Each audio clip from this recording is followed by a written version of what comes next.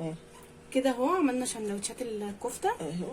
وما عملناش بقى طحينه، عملنا بابا غنوج. اللي عايز بقى هيحط. مفيش في عندك في- عملتي بالشطه؟ وده بالشطه. وريني كده. لا ده دوت فلفل. سادة؟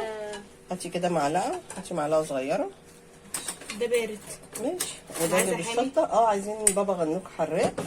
دينا عامله ده وعامله ده، والفلفل في الاخضر كاتشب بقى. مايونيز. وفي الكاتشب ما جهزتيش يا دينا؟ هجيبه دلوقتي. طيب ماشي. بصي. هاتي بقى الكاتشب عشان الولاد.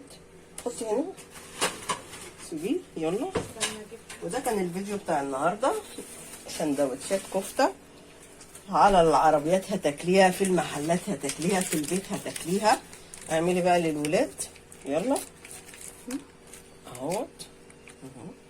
كاتشب اهو، مايونيز. خشوا معانا يا جماعه الفيديو وشوفوا الكفته اللي دينا ايه اهو. كاتشب ومايونيز للي عايز. وبابا ثانيه يا دينا لو سمحتي، عايزين نحط ايوه شيلي حطي قرن في الصدر. اهو. ايوه شيلي قرن الفلفل ده. بابا غنوج كمان اهوت يا جماعه للي عايز يلا انا جوه. اهو. الاكل سخن طبعا مولع.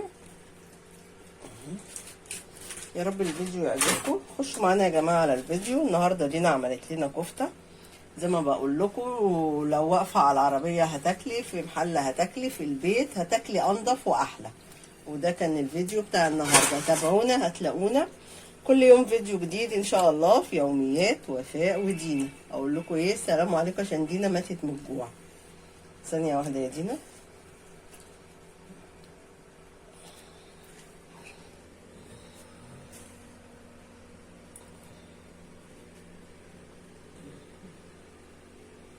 اللي عايز مايونيز، اللي عايز بابا غنوج، اللي عايز فلفل اخضر اهوت اهو، اللي عايز كفته بس من غير حاجه خالص. يلا بتشاور لي دينا ان انا اقفل الفيديو عشان عايزه تاكل. بنسيح. يلا بسيح يا عم. تابعونا هتلاقونا. السلام عليكم. اهلا بكم في فيديو جديد في يوميات وفاء ودينا. النهارده بقى هنعمل مع بعض غدا حلو وسهل في الحر اللي احنا فيه ده. هنا عندي بتنجان اهو بشويه، وهعمل جنبيها كفته اهو.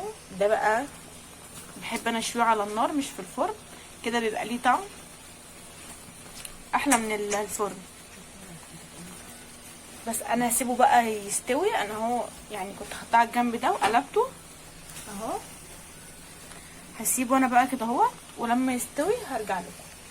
خليكم معايا كده. انا شلته خلاص من على النار وقشرته وحطاه في مصفى كده عشان بينزل الميه دي. انا ما بحبش الميه دي، بسيبه يتصفى كده. هو خلاص تمام اهو مستوي اهو. عندي هنا بقى الكبه، هحطه في الكبه وارجع لكم. كده انا خلاص حطيته. هحط بقى عندي، احط حته توم، هحط شويه كمون،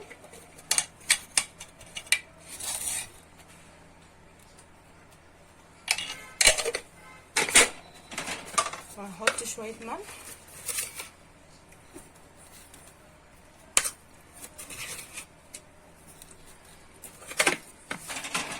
هنزل بقى ايه بالطحينه.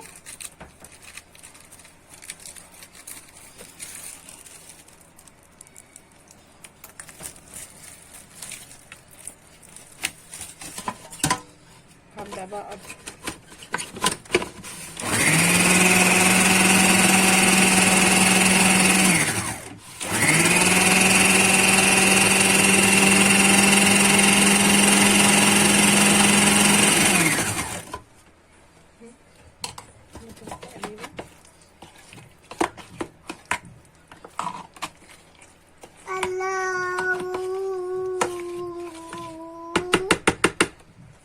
بس الملح،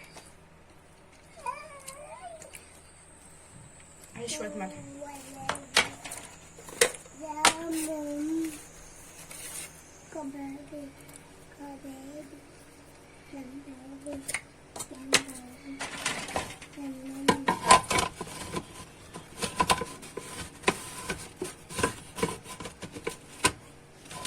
تركبي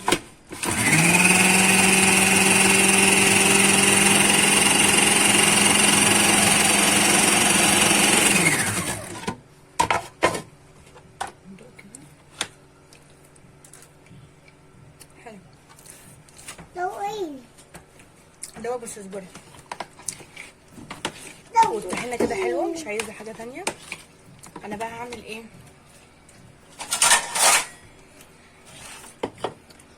هوقف وارجع لكم. هنا انا شويه قرنين فلفل حامي، فانا قصر عشان اللي ما بيحبش الحامي يبقى هو ياكل من البارد وانا اكل من الحامي. دول انا شوياهم اهو زي ما بشوي البتنجان.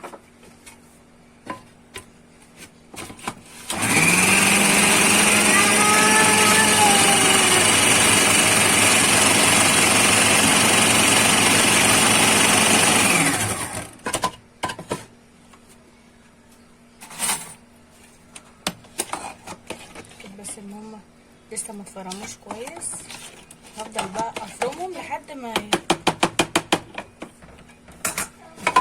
هخلص وارجع لكم. خليكم معايا. كده خلاص، ده الحامي وده البارد. رشه زيت كده خفيفه بس، ونغطيه عشان ده لو ساب كده وشه بيسود. تمام، هغطيه بقى وتعالوا مع بعض نعمل الكفته. الكفته الجاهزه بجيبها كده، وعندي خله الحجم بقى اللي انت عايزاه، بس يعني يا رب نكبرها شويه لان الكفته دي اصلا بيبقى فيها دهون فبتكش، يعني ما نعملهاش صغيره هنلاقيها كشف خالص، يعني نعملها كده ايه، هي كده برضه هتكش. حطها في صاج، مش عارفه لسه هسويها في الفرن ولا هسويها على النار. انا بصبع كده وربنا يسهل.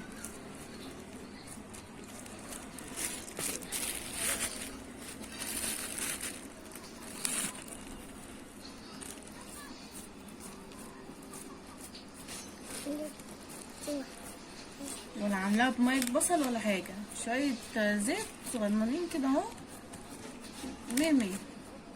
لسه بعمل بصل وبصلش جوه الرقص، الواحد مجرد مش كنا. عملت فحمه بس كده، تكتم عليها الريحه. نسوته في الفرن.